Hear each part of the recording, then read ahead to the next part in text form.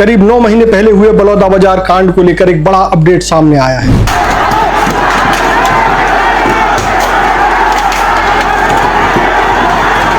कोई अगर ये सोच रहा हो कि बलौदाबाजार कांड में गिरफ्तारियां अब नहीं हो रही हैं, तो पुलिस ने इसको झुठला दिया।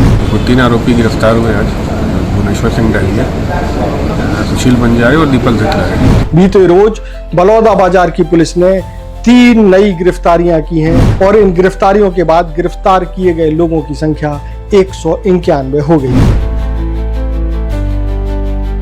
आपको ये भी बता दें कि इसके पहले गिरफ्तार किए गए 188 में से लगभग सभी को जमानत मिल चुकी है और वो जेल से बाहर भी आ चुके हैं। भुवनेश्वर सिंह डहरिया आम आदमी पार्टी जिलाध्यक्ष हैं। अब सवाल ये है कि नई गिरफ्तारियां किस आधार पर हुई और ये कैसे हुई, पूरी जानकारी हम आपको इस खबर में देंगे। स्पर्श multi speciality hospital full time विशेषज्ञों की देखरेख में पैथोलॉजी और डायग्नोस्टिक की बेस्ट इन क्लास सुविधा, साथ ही दे रहा है न्यूनतम दर पर हेल्थ पैकेज की सुविधा। स्पर्श मल्टी स्पेशलिटी हॉस्पिटल, एक एहसास अपनेपन का।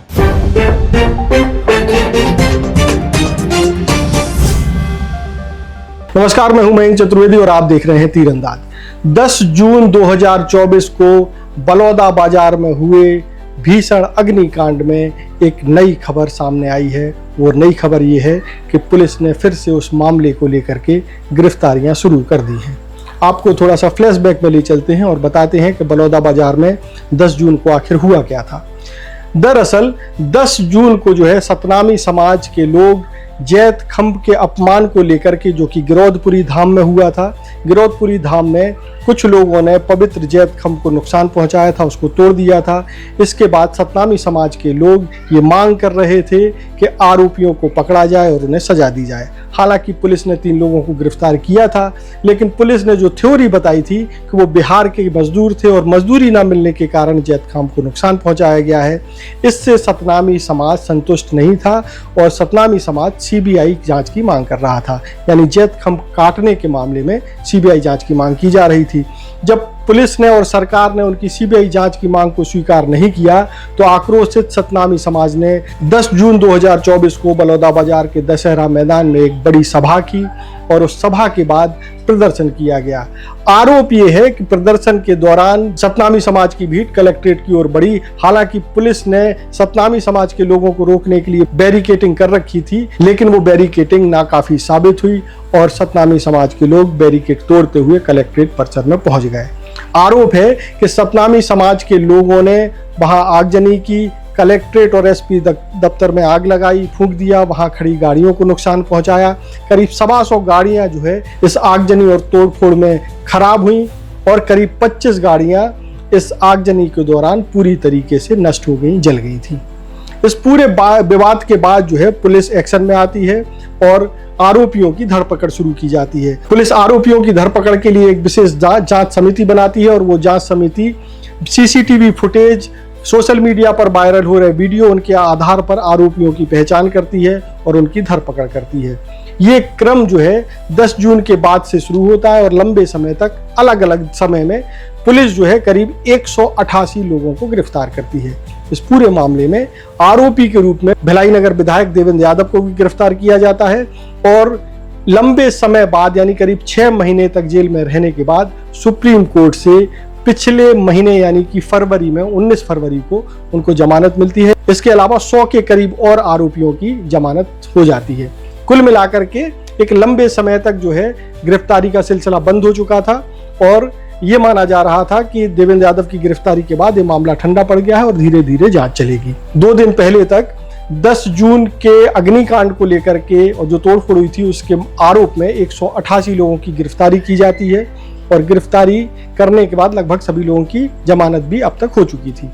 नया अपडेट इसमें यह है कि बलौदाबाजार की पुलिस ने 3 और लोगों को गिरफ्तार किया है और इन 3 लोगों में आम आदमी पार्टी के जिलाध्यक्ष शामिल हैं। इन 3 लोगों में अब सबसे पहले आपको बताते हैं कि 3 लोगों की जो गिरफ्तारी हुई वो कौन कौन है। पुलिस ने कल की तारीख में यानी 18 मार्च को जो गिरफ्तारियां की हैं उसमें आम आदमी पार्टी यूथ विंग के जिलाध्यक्ष भुवनेश्वर सिंह डहरिया शामिल हैं। बालोद में जो गार्डन चौक है वहां रहने वाले दीपक घृतलहरे को भी गिरफ्तार किया है और इसी तरीके से भाटा गांव निवासी सुशील बंजारे को भी पुलिस ने गिरफ्तार किया है। यानी कि ये 3 गिरफ्तारियां हुई हैं। आपको बता दें कि इसके पहले जो गिरफ्तारियां हुई थी उसमें सतनामी समाज के लगभग सभी बड़े नेताओं को गिरफ्तार कर लिया गया था। भीम आर्मी की तो लगभग सारी टीम ही, यानी कि प्रदेश स्तर के जितने भी नेता थे उन सभी की गिरफ्तारी पुलिस ने की थी। इसके अलावा कांग्रेस के जिलाध्यक्ष की भी इस मामले में गिरफ्तारी हुई थी। कुल मिलाकर के कांग्रेस पार्टी, भीम क्रांति सेना, भीम आर्मी और भीम रेजिमेंट के बड़े पदाधिकारी इस पूरे मामले में गिरफ्तार किए गए थे। पहली बार जो है आम आदमी पार्टी से किसी शख्स की गिरफ्तारी हुई है, यानी कि अब जो है गिरफ्तारियों का सिलसिला फिर से शुरू हो गया। 10 जून को अग्नि कांड हुआ था बड़ौदा बाजार में, जिसमें काफ़ी कलेक्ट्रेट में और इसके कार्यालय में आग लगाई गई थी, काफ़ी गाड़ियों में भी आग लगाई गई थी। वो 3 आरोपी गिरफ्तार हुए आज, भुवनेश्वर सिंह डहरिया, सुशील बंजारे और दीपक धिटलारे, जिन्हों की गिरफ्तारी की गई है और उन्हें अभी कोर्ट में पेश किया जा रहा है। भुवनेश्वर सिंह डहरिया आम आदमी पार्टी जिलाध्यक्ष है, इसमें गिरफ्तार है, उसमें जिलाध्यक्ष थे। अभी वर्तमान स्थिति क्या है उसके बारे में क्लियर नहीं।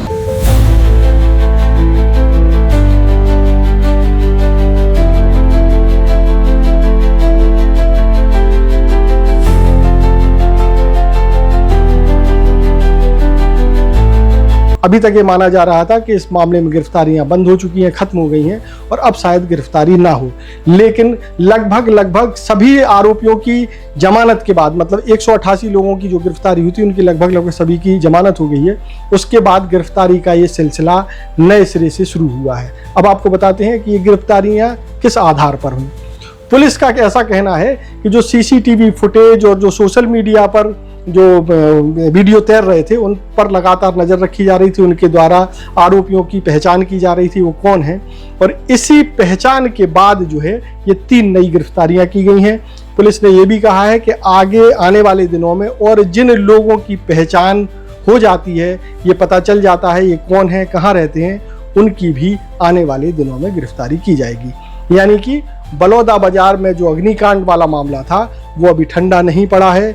10 जून यानी 9 महीने के बाद जो है इसकी आंच जो है फिर से थोड़ी सी तेज होती दिखाई दे रही है नई गिरफ्तारियों के रूप में, और आने वाले समय में और भी ज़्यादा गिरफ्तारियां हो सकती हैं। देश और दुनिया की ताज़ा तरीन खबरों से जुड़े रहने के लिए आप तीरंदाज को सब्सक्राइब करना बिल्कुल ना भूलें और बेल आइकॉन को जरूर प्रेस कर लें।